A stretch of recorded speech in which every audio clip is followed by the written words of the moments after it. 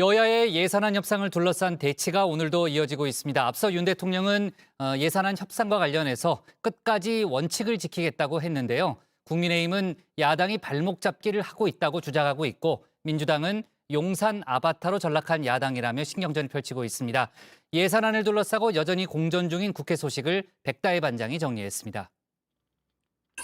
5시 하면 다정회, 정의원들의 뉴스 큐레이터 울체커를 대신하고 있는 소통반장 백반장입니다. 오늘 하루 놓치지 말아야 할 뉴스들을 전해드리는 뉴스픽5 바로 시작하겠습니다. 네, 오늘 준비한 소식부터 볼까요? 네, 예산안 도돌이표, 특사 어디까지 쥐어받고 싶다, 시기상조, 그리고 크리스마스도입니다. 첫 번째 픽은 예산안 도돌이표입니다. 정치하는 사람들이 최소한의 양심이 있어야지.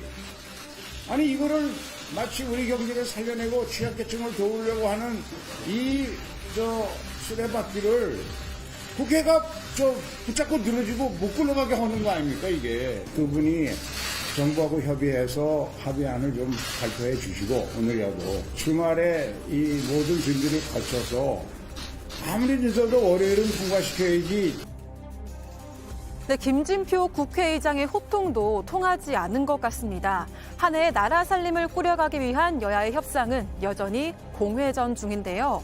어제인 19일은 국회가 내년도 예산안 처리 시한을 4번째로 어긴 날입니다. 여야가 당초 대립각을 세웠던 법인세 인하는 어느 정도 합의를 본 걸로 알려졌는데요. 하지만 대표적인 윤석열표 예산으로 불리는 경찰국과 법무부 인사정보관리단 예산을 두고 양측이 평행선을 이루고 있는 모습입니다. 김 의장의 중재안 최최종이 예산안 진짜 최종이 되지 못했기 때문입니다.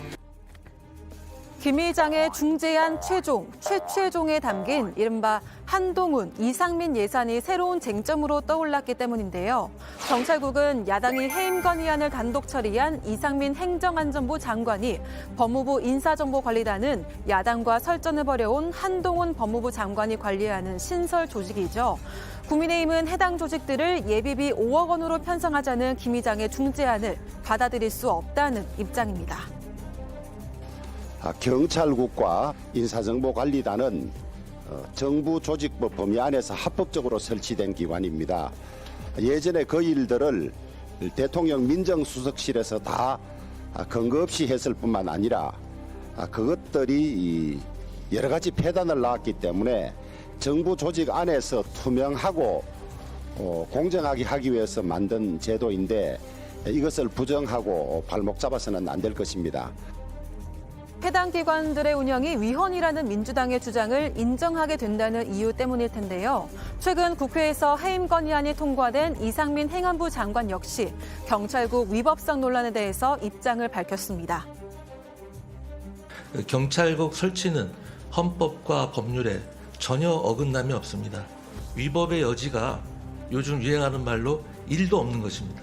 야당이 경찰국 예산을 법령 위반으로 삭제하겠다라는 것은 제가 소관부처의 장관으로서 또 법률가로서 전혀 이해할 수 없는 주장이라는 점을 다시 한번 말씀을 드리겠습니다. 법과 원칙을 강조한 건 이들뿐만은 아니었습니다. 어제 윤석열 대통령은 예산안 통과가 지연돼 국민께 송구하다며 마지막까지 원칙을 지키며 최선을 다하겠다고 밝혔는데요. 반면 야당은 윤심에 막혀 또다시 헛바퀴만 돌고 있다며 용산의 힘이라고 강하게 비판하고 있습니다. 용산 아바타, 식물 여당이라는 거센 표현도 나왔습니다. 국민의힘은 대통령실의 하명만 기다리는 무기력한 식물 여당입니까? 대통령도 특권 예산에 대한 집착을 거두시고 민생 예산을 수용해서 이 교착된 전국을 해소할 수 있기를 바랍니다. 지금 대통령께서 관심을 기울여야 할 것은 여당 경선 개입이나 정적 제거가 아니라 민생 그 자체입니다. 예산안 지연에 대해 원칙을 강조한 윤 대통령을 향해서는 국회의 권한을 침해하지 말라는 경고의 목소리까지 나왔습니다. 용산 아바타로 전락한 여당과 도돌이표 협상을 해봤자 대통령 겁으로 한 발짝도 움직이지 못하는 교착 상황이 길어지면서 연일 부정적 민심만 높아지고 있습니다. 더는 국회의 헌법적 권한을 침해하지 말 것을 엄중히 경고합니다. 국회는 대통령의 들러리가 아닙니다. 네 번째 예산안 처리 시한을 넘긴 오늘 여야 원내대표 회동조차 이루어지지 못하고 있습니다.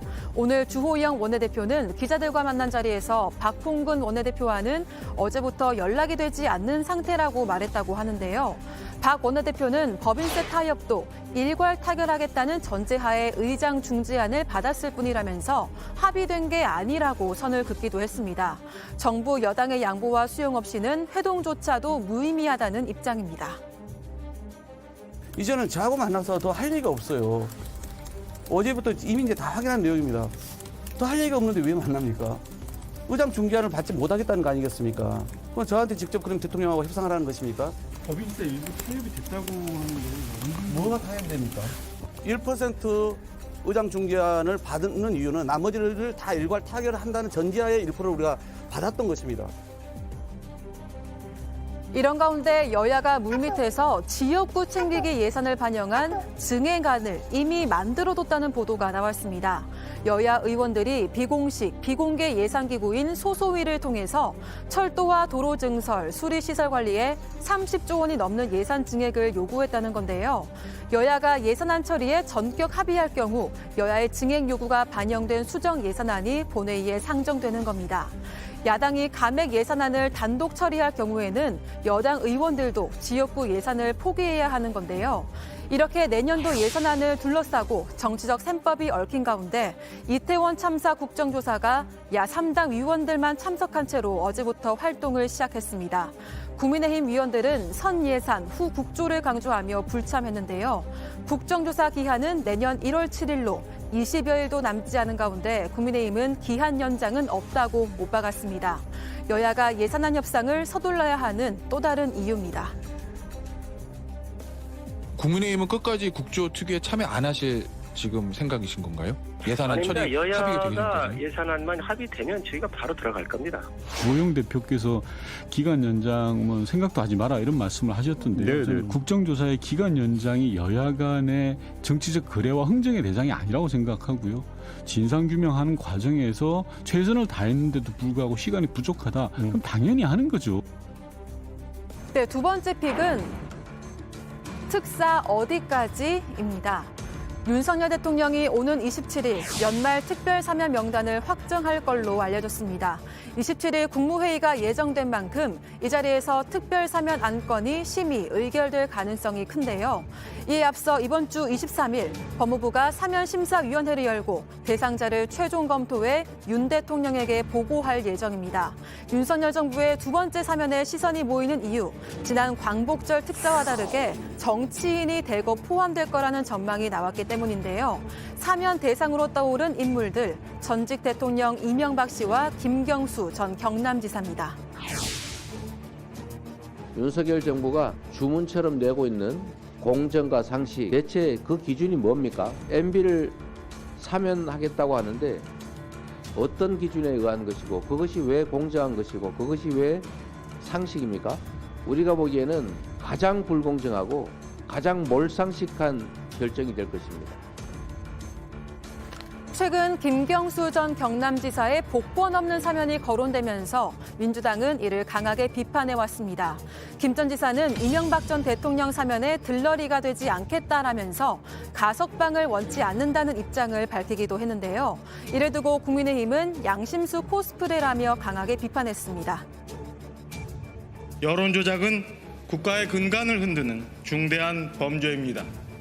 민주주의를 후퇴시키고 더럽힌 것에 대해 반성은커녕 자신이 양심수인 것처럼 행세를 하고 있습니다. 김 전 지사의 행태를 보면 독립운동하다 투옥된 독립투사라도 되는 줄 착각하겠습니다. 이런 가운데 한명숙 전 국무총리가 신년 특별 사면 대상으로 검토되고 있다는 소식이 들려와서 눈길을 끌었습니다. 역대 대통령의 사면은 국민 여론과 대통합을 이유로 여야 균형을 맞추면서 부정적인 여론을 최소화하려고 했는데요. 김 전 지사의 셀프 사면 거부로 사면 대상 야권 인사로 한명숙 전 국무총리가 거론된 걸로 보입니다.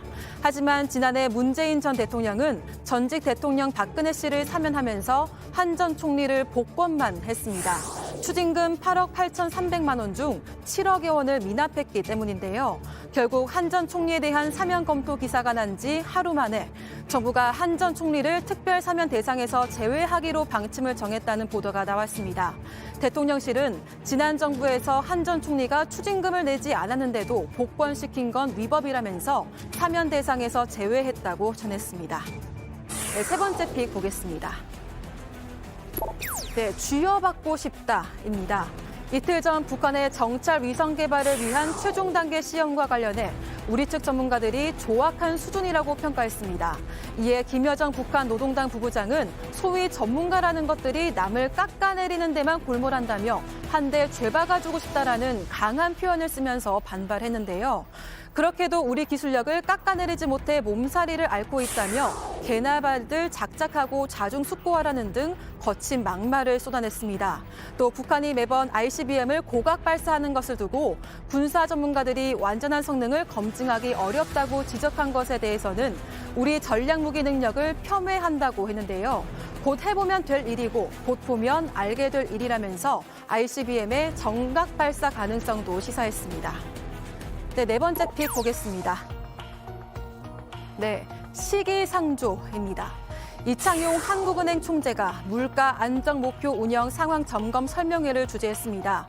최근 물가 흐름과 내년도 전망에 대해서 이야기했는데요. 점차 하락할 거라고 예측했습니다. 내년에는 상고 하저의 흐름을 나타내면서 점차 하락할 것으로 예상됩니다. 다만 내년 중 물가 상승률이 점차 낮아지더라도 물가 목표치인 2%를 웃도는 높은 수준이 지속될 것으로 예상되는 만큼 물가에 중점을 둔 통화정책 운영을 이어나갈 필요가 있겠습니다. 이 총재는 특히 상반기 경기가 많이 어려울 것으로 보고 있어서 경기 침체로 가느냐 아니냐는 경계선에 있다고 예측했습니다. 금리 인하 시기에 대해서는 아직은 시기상조라고 말했는데요.